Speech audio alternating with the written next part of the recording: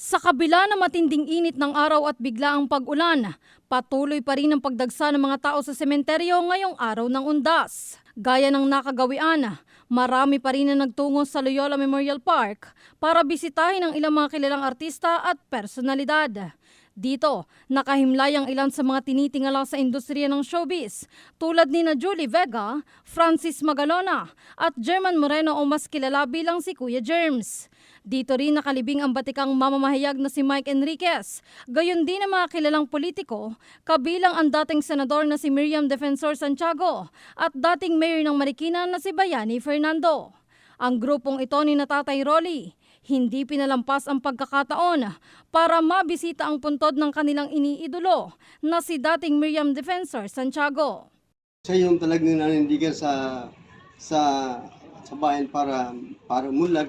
Kaso hindi na inabutan ng mga ganitong panahon sana na siyang kailangan. Ngayon sabi ng mga ibang tao na kung si Miriam lang buhay sana si Miriam, wala sanang korupsyon na ganyan katindi. Kasabay ng pagdagsa ng mga tao, tiniyak naman ng Marikina City Police ang seguridad sa loob at labas ng sementeryo. Kaninang hapon, umabot na sa 6 ang bilang ng mga nakumpiskang ipinagbabawal na gamit, kabilang ang isang speaker, isang baraha at 4 na kaha ng sigarilyo.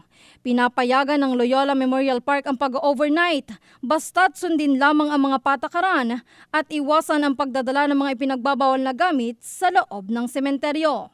In the heart of changing lives, ako si Brigada Yana Libalakyot ng 105.1 Brigada News FM Manila, The Music and News Authority.